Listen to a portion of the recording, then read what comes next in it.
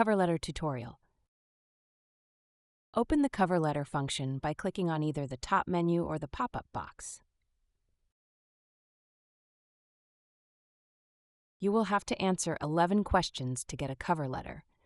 Don't worry, the questions are very simple to answer.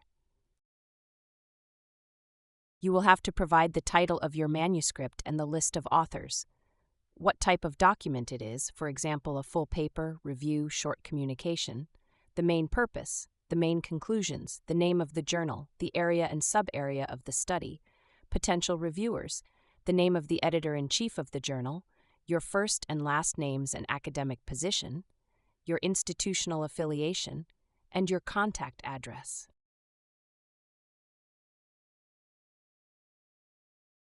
With this information, the cover letter function will carefully craft a strong and persuasive cover letter that can be sent along with your paper submission to the journal.